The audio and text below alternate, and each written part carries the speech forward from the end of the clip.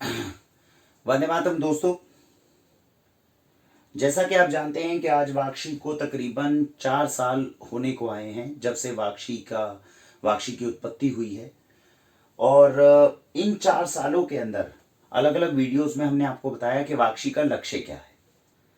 तो अभी तक जैसा आप समझते आए हैं कि वाक्षी का एक ही लक्ष्य है कि समस्त दुनिया में, विश्व में जितने भी लोग हैं वो निरोगी हों, वो स्वस्थ हों।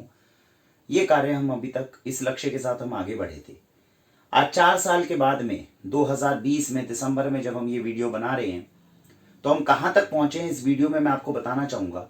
और इससे आगे का हमारा मार्ग किस दिशा में होने वाला है वो आपके साथ में साझा करने वाला हूं। तो जैसा आप जानते हैं 4 साल के अंदर लक्ष्य क्या था। देश में जितने लोग हैं उनको शुद्ध अन्न जो है वो प्रोवाइड की जाए, शुद्ध फूड उन तक पहुंचाया जाए, जल को शुद्ध किया जाए, वायु को शुद्ध किया जाए और विचारों को शुद्ध किया जाए। जितना हम इसके ऊपर कार्य करेंगे उतना हम निरोगी होते जाएंगे। पूरा देश और उसके बाद पूरा विश्व स्वस्थ हो सकता है। सर्वे भवन्तु सुखिना सर्वे सन्तु निरामया। इस कथन को हम पूरा करने में कामयाब हो जाएंगे अगर ये चीज हमारे पास में होने में कामयाब हो गई तो। हमारा जो मेन कार्य था वो ये था कि अन्न, जल, वायु और विचारों के ऊपर कार्य करना। अन्न की श्रेणी में कार्य करते हुए पूरे देश को अच्छा और उत्तम अन्न, खाने के लिए जो भोजन है वो उनका शुद्ध हो पाए। इस वजह से वाक्षी ने सबसे पहले ऑर्गेनिक फूड्स के बिजनेस को अपनाया। जैविक खाद्य पदार्थों को पूरे देश के लोगों तक पहुंचाने का हमने कोशिश की। इसमें 4 सालों के बाद में मेरे को आपको बताते हुए बहुत खुशी हो रही है और वो ये कि आज हमारे पास में एक प्रॉपर टीम है जिसके थ्रू भारत के हर कोने तक हम आपको शुद्ध अन्न पहुंचा सकते हैं। जाहिर सी बात है बहुत सारी चीजें होती हैं जिनमें त्रुटियां होती हैं, लेकिन 4 सालों में आप सभी के सहयोग से, आप सभी के मार्गदर्शन से, आप सभी के आशीर्वाद से आज वाक्षी के पास में इतनी सबलता है, इतने सबल हम हैं कि आपको अगर भारत में कहीं पर भी आपको शुद्ध अन्न चाहिए तो ऑर्गेनिक फूड्स हम आप तक पहुंचा सकते हैं। और उसके साथ में एक अच्छी टीम बनाने में हम सक्षम हो पाए हैं।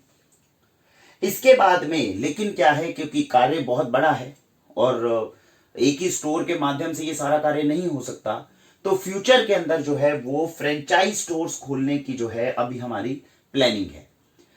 पिछले 4 सालों से मैं आपको बताता आया हूं, क्योंकि फ्रेंचाइज स्टोर तो हम पहले साल में भी खोल सकते थे, लेकिन इसके लिए जो सबसे ज्यादा प्रॉब्लमेटिक चीज है फ्रेंचाइज स्टोर्स के साथ वो ये कि ऑर्गेनिक फूड्स का कार्य तब तक नहीं हो सकता जब तक उसके साथ में पूरी मेहनत और ईमानदारी को ना जोड़ा जाए। और विश्वास कीजिए 4 साल से हम खुद अभ्यास कर रहे हैं। मैंने बहुत वीडियोस में बताया कि जब रात को बैठ के मैं खुद को 10 में से नंबर देता हूं ईमानदारी और मेहनत में, तो 10 में से 10 खुद को ही नहीं दे पाता तो दूसरे से कितना आकलन करूं। तो ये कार्य बेहद मुश्किल है, सरल बहुत है, लेकिन इतनी सरलता जीवन में लेकर आना ये बहुत बहुत मुश्किल है और इसका निरंतर अभ्यास करना आवश्यक है। तो जिस टीम को हम बिल्ड कर रहे हैं उन्हीं में ऐसे बच्चों को हम तैयार करने की कोशिश कर रहे हैं जिनको कल को विभिन्न शहरों में अगर हम भेजें तो आप तक वो शुद्ध भोजन लाने में कामयाब हो पाए।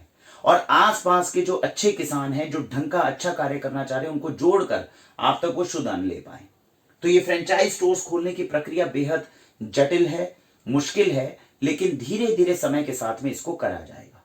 बहरहाल जो पहला पड़ाव हमारा था कि एक अच्छी टीम बन जाए जिसके अंदर आप कल को कुछ भी अगर हमें ऑर्डर करते हैं तो वो ठीक तरीके से अच्छे प्रोसेस के थ्रू आप तक पहुंच पाए, उसको कहीं ना कहीं एक पहले पड़ाव की सफलता वाक्षी को मिल चुकी है।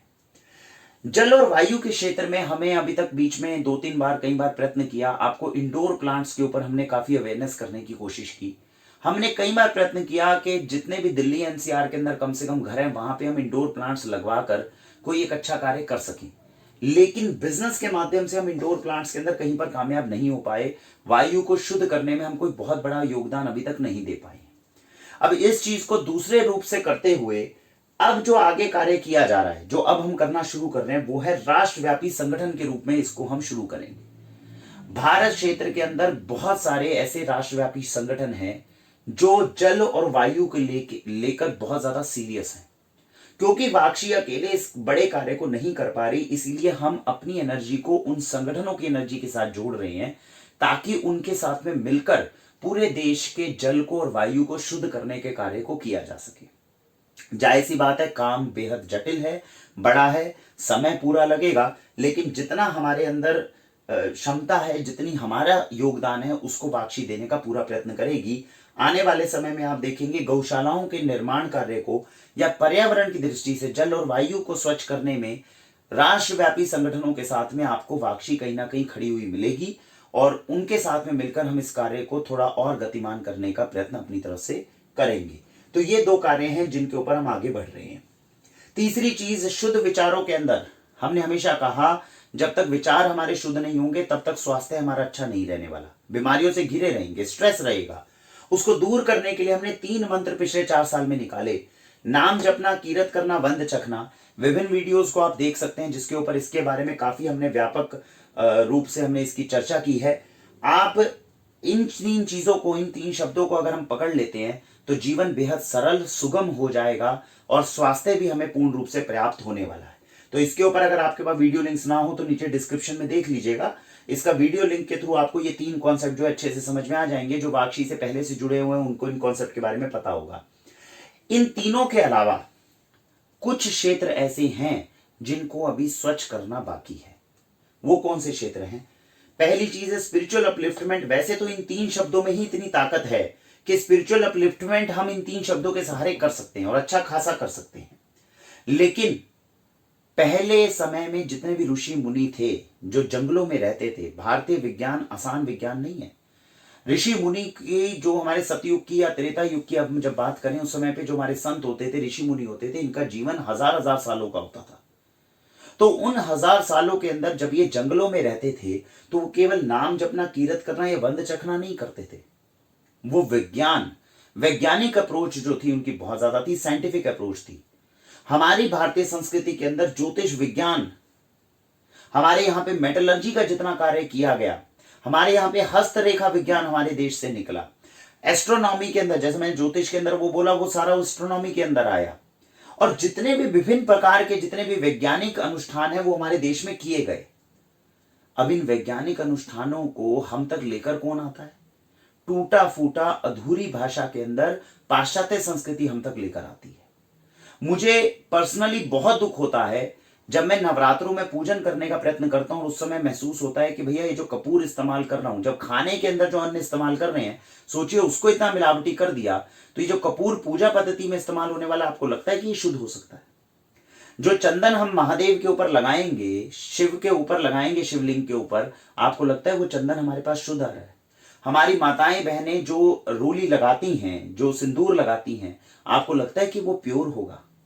जो धूप का और अगरबत्ती का हम इस्तेमाल करते हैं, उन तक के अंदर केमिकल्स भर दिए गए हैं। तो जो हमारा पूजा और कर्म कांड है और जो हमारा पुरातन भारतीय संस्कृति का विज्ञान है, इन सब के बारे में जितना वाक्षी के पास में समय होगा, हम ये रिसर्च को दोबारा शुरू करेंगे। हमारा ये एम है भारत के अंदर हर बच्चे तक ये विज्ञान, ये साइंटिफिक टेम्परामेंट पहुंचे। 130 करोड़ है हम, और भारत विश्व गुरु अब बनने की दिशा में है। अगर हम चाहेंगे भी तो नहीं रुकने वाला। जिस प्रकार से ये कोरोना का काल आया, कोरोना नहीं रुका किसी से। भारत अगले 10-15 सालों के अंदर भारत विश्व गुरु बनेगा, लेकिन उसके बनने के अंदर हमारा क्या योगदान हो सकता है, इसके ऊपर हम सबको चिंतन करना चाहिए। तो इस दृष्टि से ये मैंने आगे आने वाले आपको प्रोजेक्ट्स बताए हैं जिस दिशा में आपको वाक्षी के कार्य दिखेंगे। फ्रेंचाइज स्टोर्स, जैसे ही हमारे पास बच्चे तैयार होंगे या जो भी हमें अच्छा इंसान दिखेगा कि जिसके थ्रू एक अच्छे स्टोर की नींव डाली जा सकती है, फ्रेंचाइज स्टोर्स को कोशिश किया जाएगा। और जो हमारे स्टोर की टीम है उसको दिन प्रतिदिन और ज्यादा स्ट्रांग और सबल और बड़ी करी जाएगी, ताकि पूरे भारत को हम ऑर्गेनिक फूड अच्छे से खिला सकें। गौशालाओं का निर्माण जो है, जो भी कार्य होगा, गौशालाओं के संवर्धन पे जितना कार्य हो सकेगा उसको वाक्षी करने की कोशिश करेगी। पर्यावरण से कार्य करने की कोशिश करेगी। भारतीय प्राचीन विज्ञान जिसमें ज्योतिष विज्ञान मेन आता है, और जो पूजा का कर्म कांड है, जो पूजन विधि से जुड़ा हुआ है, उसके ऊपर हम कार्य करने का प्रयत्न करेंगे। इस दिशा में जितनी भी एडल्ट्रेशन है, मिलावट हो रही है, उनको रोकने का हमारी तरफ से अथक प्रयास जो है वो आरंभ हो रहा है। और ईश्वर के अगर आशीर्वाद रहा, आप सबने 4 साल में वाक्षी को बहुत आशीर्वाद दिया है, हमें उम्मीद है ये सारा कार्य इसलिए किया जा रहा है ताकि भारत को वैभवशाली बनाया जा सके। विश्व गुरु जब भारत बनने वाला है वो तभी बन सकता है जब हम अपने अंदर की त्रुटियों को दिन प्रतिदिन दूर करने का प्रयत्न करेंगे।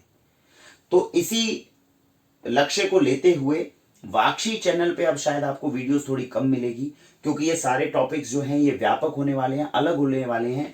इस तरीके से हमने एक राष्ट्र वैभव के नाम से नया यूट्यूब चैनल जो है वो अपना शुरू करने का हमने सोचा है कि वो शुरू होगा, और आपको ये वीडियोस जो है हमारी उस चैनल के ऊपर जो है अब आपको देखने को मिलेगी।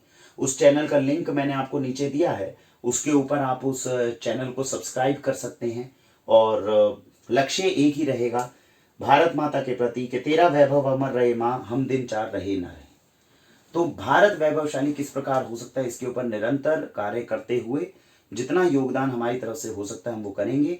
हमें लगता है कि किसी भी प्रकार से आपको भी लगता है, क्योंकि आप हमारे साथ जुड़े रहें, जिस क्षेत्र में हम जा रहे हैं हम उसके एक्सपर्ट नहीं हैं, नॉलेज हम भी गेन करेंगे, आप भी गेन करें। एक दूसरे से पूरे ज्ञान को साझा करते हुए अगर भारत का हर एक नागरिक इस ज्ञान की तरफ, इस रिसर्च की तरफ आगे खुद ही बढ़ने लग गया, तो हमें पाश्चात्य संस्कृति से आए हुए टूटे फूटे विज्ञान की आवश्यकता कम पड़ेगी। तो इसी लक्ष्य के साथ में मैं आपको बताना चाहता था कि भारत किस दिशा में, हम वाक्षी जो है किस दिशा में अगले कुछ सालों के अंदर आगे बढ़ने वाली है, और इस तरीके से आगे बढ़ते हुए हम भारत को वैभवशाली बनाने का प्रयत्न करेंगे। आप सभी अपने जीवन के अंदर उत्तम संस्कृति को, भारतीय संस्कृति को अपनाते हुए वैभवशाली राष्ट्र के निर्माण में अपना योगदान करें। इसी आशा के साथ भारत वंदे मातरम।